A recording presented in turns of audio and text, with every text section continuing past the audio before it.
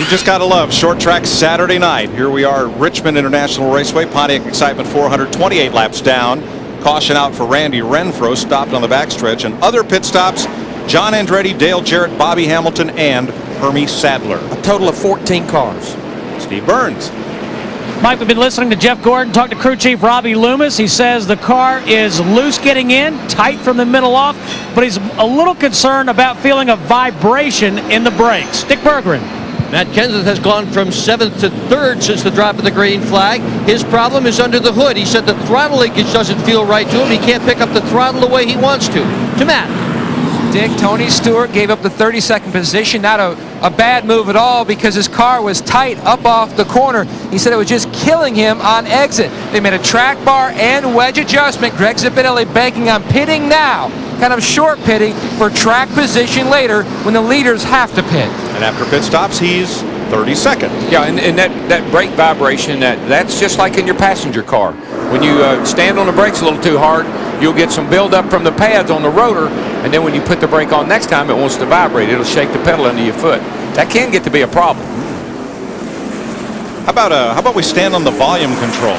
I got mine now turned up. How about 34,000 horsepower? Let's crank it up.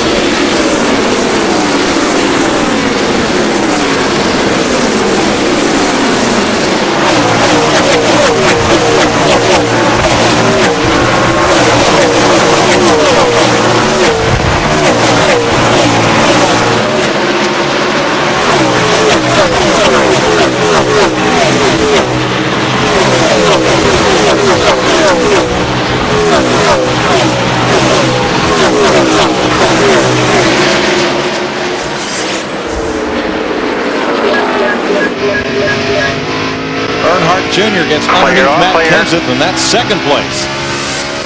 Yeah, he was all over the back of Kenseth, and Rusty and Junior both was. Whoa! Yeah, Kenseth was holding those guys up, and man, they put a hammering on him. I think actually Steve Park and Kenseth, Steve in the one car, they got together down there in 1 and 2 just for a second. They're both black and yellow. How can you tell?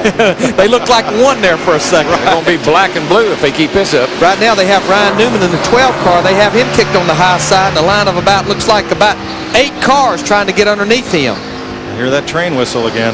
Yeah, and what happened now, see, everybody's had a few laps here. They've kind of settled in. They got their game face on now. They're starting to play a little rough.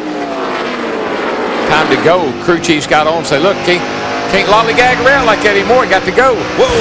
Just ahead of this, Jeff Green under Steve Park. And boy, Kenseth is just, he's going to get spun out. I believe those boys did get together just a little bit. Steve Park in the 1, Matt Kenseth in the 17. Man, this battle isn't over with yet. I don't know.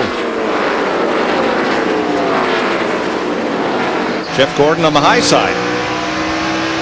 I think Kenseth's just trying to get back in line. You know, Darrell, I think if we get a few laps under our belt on this racetrack, I think that second groove will come in. I mean, we saw 2 and 3 grooves being used at both races here last year. Yeah, I don't think they'll be up against the wall like we've seen them here a few times, but they could get enough to where they could pass anyway. That's all you really hope for, so you can pass. Now, look at what Matt Kenseth has been through since they dropped the flag for the restart. First, Dale Earnhardt Jr. Whoops. Next, Jeff Gordon. Whoa! That was loose. Well, I tell you, he just kind of he can't go.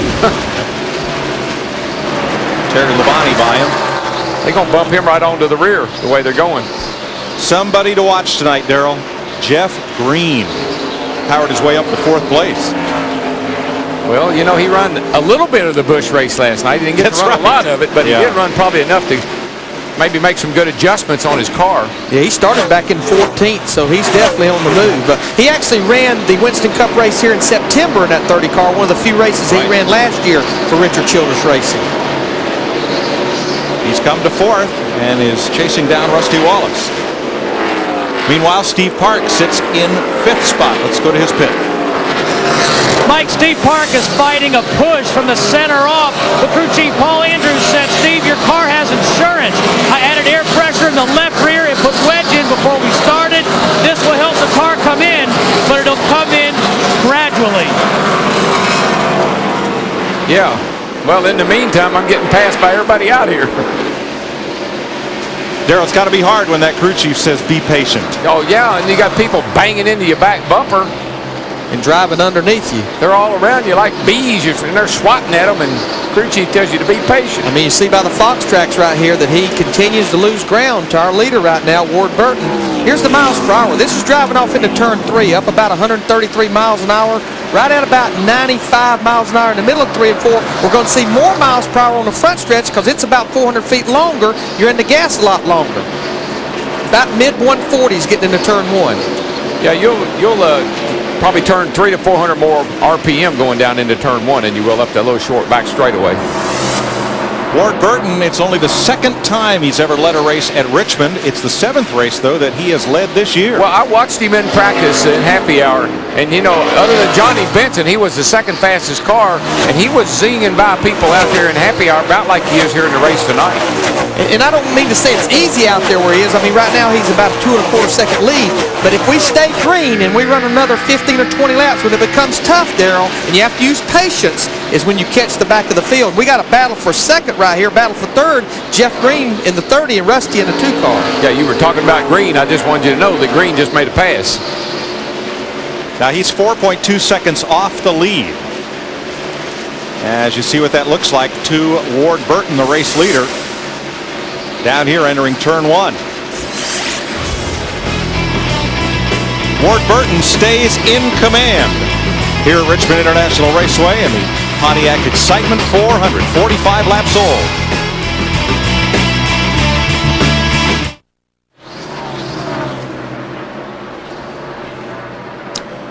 Ward Burton well out in front. At 52 laps, he is just smoking the field. Yeah, well, if it was Sunday afternoon, you could say he was cruising on a Sunday afternoon, but he's having a pretty good Saturday night ride here. And you know, Tommy Baldwin, his crew chief, told me on Friday, this brand new race car, untested, Bill Davis Racing, a lot like other of the major race teams, starting to build their own chassis. This is an in-house chassis. Moments ago, Matt Kenseth, Steve Park again, and Jerry Nadeau smokes it up. Steve Grissom got up out of the groove off of 2 over there and just now, and I don't know if he got in the fence or not. He got mighty close. The real downside when you start banging wheels like that is knocking one of those valve stems off and having a flat tire. You don't run the safety line or the inner shield here because it's basically considered a short track. And this is about how much patience that some of these guys got. 50 laps. They're out of patience. Looking back from Kenny Schrader.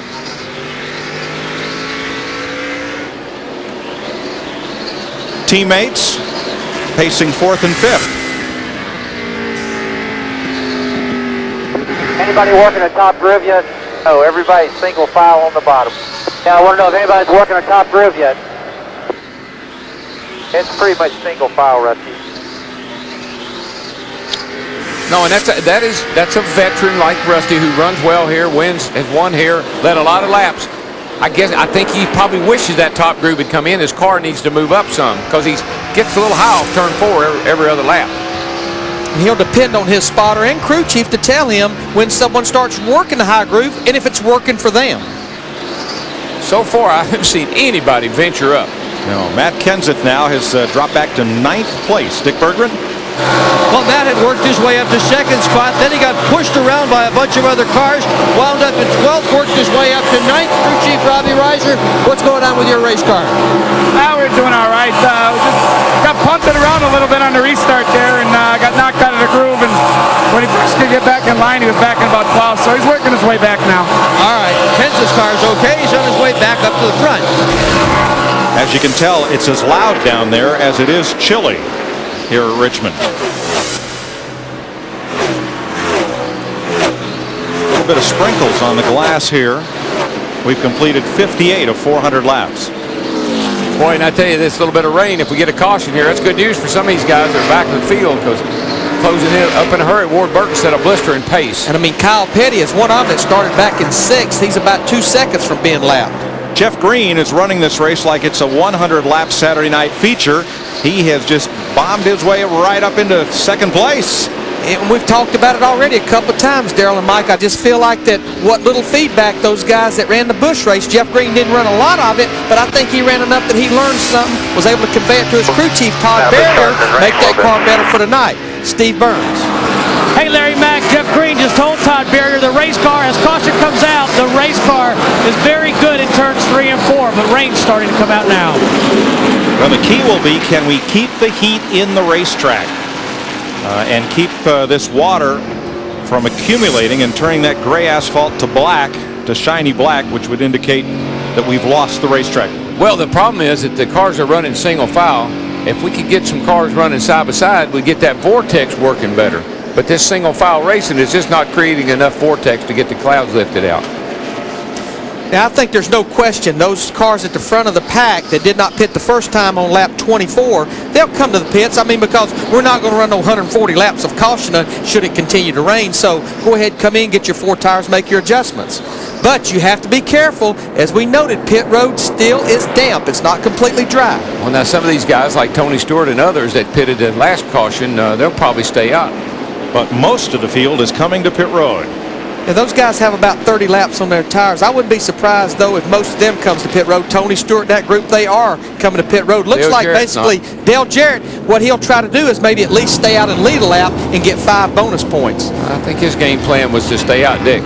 Now Matt Kenseth is pitting for 4 tires and 2 cans of fuel. They're going to make a track bar adjustment to try to make the chassis a little bit better. To Steve Burns. Thanks, Nick. Jeff Green in. They're going to make an air pressure adjustment, a half a pound out of the left rear on the 34 tires, and his service is done. Sterling Marlin bumped a member of Robbie Gordon's crew, knocked him off his feet, but the crewman was quickly back on his feet and completed the pit stop. Very close quarters there. It appears that only 5 cars actually stayed out. Dale Jarrett, Michael Waltrip, Hermie Sadler, Bobby Hamilton, and Frank Kimmel. Again, they all pitted back about 30 laps ago. Looks like Hermie Sadler, no, too. He's going to come to pit road now, so that leaves only 4 cars that didn't pit. Only car out of the race, Randy Renfro, retired his car after bringing the caution out back on lap 24. Well, and Dale Jarrett started 39th. So this is what he planned. You know, he come in on that first one. Now he's got track position. Now he can race. From here on, he's even with everybody. Matt? Well, down here in the 22 pit of Ward Burton, no adjustments in the 22 car. He mentioned to Tommy Baldwin under the caution, the car was just a little more free than he would like, but the car is fast. Meanwhile, on Dale Earnhardt Jr.'s Budweiser number 8, they made a wedge adjustment. His car was great on entry, great up off the corner, but it was just a little too tight. Just a light shower falling, but that's enough to keep us from going back to green. And as far as the cars that pitted, Rusty Wallace, that 2 group, they won the battle off pit road, but he'll actually restart the race in 5th. Ward Burton, they came out 3rd out of the pits, but he'll have to restart in 7th. So pit stops complete under this second caution of the day for what we hope is just a short, light rain shower.